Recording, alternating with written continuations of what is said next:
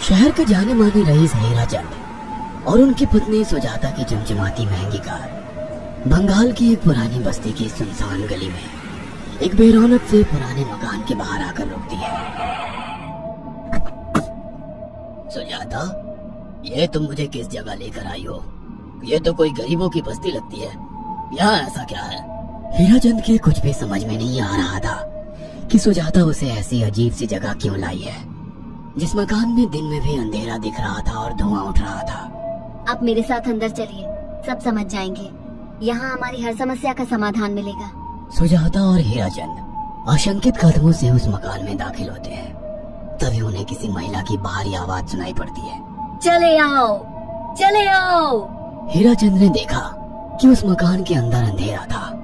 अचानक हीराचंद की निगाह एक कमरे की ओर पड़ी, जिसके अंदर हल्की हल्की सी रोशनी आ रही थी और उस कमरे के अंदर से धुआं उठ रहा था। शायद उस कमरे के अंदर आग जल रही थी। है? ये किसकी आवाज है? यहाँ इतना अंधेरा क्यों है और ये धुआं कैसे उठ रहा है? मेरा तो यहाँ दम घुट रहा है। सुजाता और हीराचंद धीरे धीरे कदमों से उस कमरे के अंदर चले गए।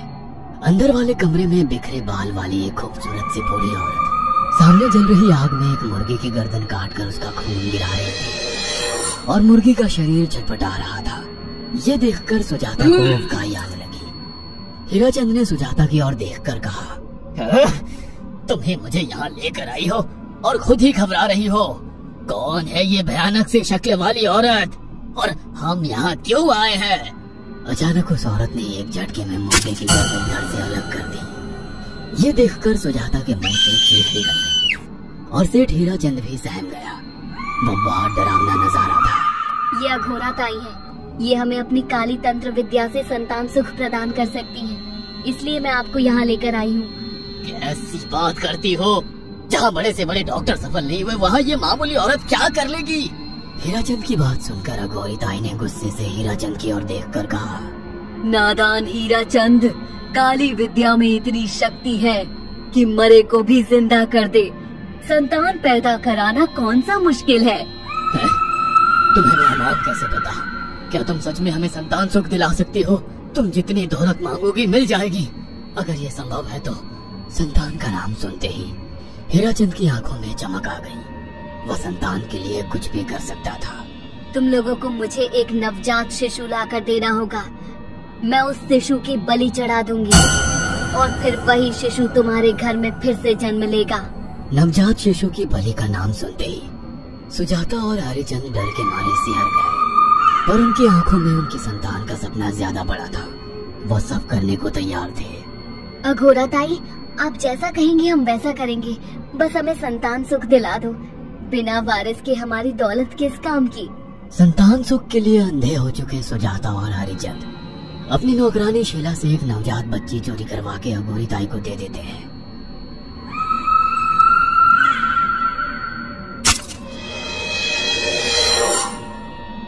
उस शिशु की बलि से सुजाता गर्भवती हो जाती है। देखा आपने, अघोरा की तंत्र शक्ति।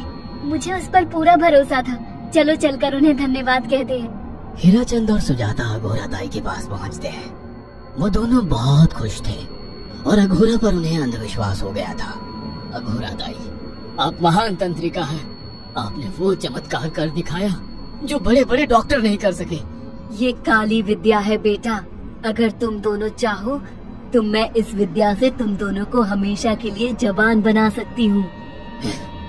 क्या सच में ऐसा संभव है? हाँ बिल्कुल, पर इसके लिए तुम्हें जवान लड़के और लड़कियों की बलि चढ़ानी होगी। तुम उन्हें यहाँ तक लाओ, बाकी मैं देख लूंगी। जवान रहने की लालच में अंधे सुजाता और हरिचंद एक अनाथ आश्रमों से हर रोज एक लड़की या लड़के को गोद लेने के बहाने अघोरी के पास बलि चढ़ाने ले जाने लगे। और एक दिन अघोरिताई ने हीराचंद और सुजाता से इंसानी मांस खाने को कहा। पूरी तरह से इंसान से हैवान बन चुके अब वो दोनों इंसानी मांस खाने के लिए तैयार भी हो गए। ये गर्म खून और मांस खाकर तुम लोगों की उम्र भी बढ़ जाएगी। खाओ इसे। हाँ, सच में ये इंसानी मांस बड़ा स्वादिष्ट है। अघोरा ने अपनी बातों में फंसाकर सुजाता और हरिचंद को नरभक्षी बना दिया था। वो तीनों हर दिन बलि चढ़ाकर खून पीकर मांस खाने लगे। नौकरानी शीला भी नए शिकार लाने में उनकी मदद करती थी, मगर एक दिन शीला को शिकार नहीं मिला। मेम साहब, आज एक भी शिकार हाथ नहीं लगा और मैं बहुत थक गई हूँ और घर जाकर थोड़ा आराम करना चाहती हूँ। कोई बात नहीं शीला, एक छोटा सा काम है, तुम हमारे साथ चलो, लौटते में हम तुम्हें घर छोड़ देंगे। जी मेम साहब। शीला नहीं जानती थी कि शिकार नहीं मिलने से सुजाता और हरिचंद अंदर से बौखला गए थे और उनके दिमाग में एक शैतानी चाल चल रही थी। सुजाता, ये बेहोशी की दवा है। शीला के कान में बैठते ही तुम उसे सुंघा देना। आज हमें इसी की बलि देनी होगी। इसने हमारे यहाँ का बहुत खाना खाया, अब हम लोग इसे खाएंगे। वैसे भी ये आगे चल के हमारे लिए खतरा बन सकती थी। कार में बैठते ही सुजाता शीला को बेहोश कर देती है और वो लोग सीधे अघोरी ताई के यहाँ पहुँच जाते हैं, जहाँ अघोरी ताई शीला की बलि चढ़ा देती है और तीनों मिलकर उसे नोच कर खाते हैं। अघोरी ताई, हमको बलि चढ़ाते हुए पूरा 1 साल हो गया है। हमारा बेटा भी साल भर का हो चुका है। अब और कितनी बलि देनी होगी? बस एक आखिरी क्रिया और बची है, उसके बाद तुम दोनों हमेशा के लिए जवान हो जाओगे। कैसी क्रिया अघोरा ताई? 3 दिन बाद सूर्य ग्रहण है। हमें पास के घने जंगल में एक विशेष क्रिया करनी होगी। उसके बाद तुम लोग कभी बूढ़े नहीं होगे। कितना अच्छा होगा, हम हमेशा जवान रहेंगे और सालों साल तक अपनी दौलत से ऐश करेंगे। हाँ, सच कहा। अघोरा ताई ने हमारे हर सपने पूरे कर दिए। 3 दिन बाद बंगाल के बियाबान जंगल में कोहरे और ओस से भीगे पेड़ों के बीच एक घने बरगद की बेलों पर कटे इंसानी सिर लटक रहे थे, जिसमें से खून टपक रहा था। काले जादू का सामान भी रखा था। कितनी भयानक जगह है ये, हर तरफ कटे हुए सर लटक रहे हैं। थोड़ी देर में सब समझ जाओगे। बैठ जाओ और मेरे साथ ये मंत्र दोहराओ। ओ, अघोरा, ये किन लोगों की कटी हुई गर्दनें हैं? आप यहाँ क्या करने वाली हो? हीराचंद की बात सुनकर अघोरा जोर जोर से हंसने लगी और उसने एक शैतानी हंसी हंसते हुए हीराचंद की ओर देखकर कहा, तुम जैसे ही लोगों ने अपनी इच्छाओं को पूरा करने के लिए इन लोगों की बलि चढ़वाई है और फायदा उठाया है। अब तुम दोनों आंखें बंद करके यहाँ बैठ जाओ और मेरे साथ मंत्रों को दोहराते जाओ। अघोरा ने सुजाता और हरिचंद को वशीकरण मंत्र और काले जादू के इस्तेमाल से सम्मोहित कर दिया और देखते ही देखते वो एक भयानक डायन में बदल गई और चीखती हुई बोली, अब मैं तुम दोनों की बलि चढ़ाकर अमर हो जाऊंगी, क्योंकि तुम लोगों ने 100 लोगों की बलि का खून पिया है। देखते ही देखते उस डायन ने फरसे से एक एक करके सुजाता और हरिचंद की गर्दन काटकर जल रही आग में बलि चढ़ा दी और उनका गर्म खून पीने लगी।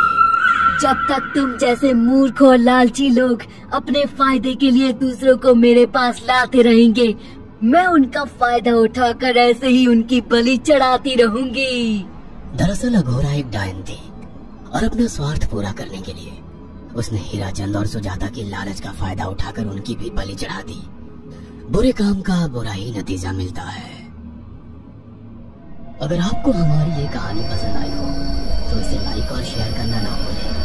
साथ ही ऐसी और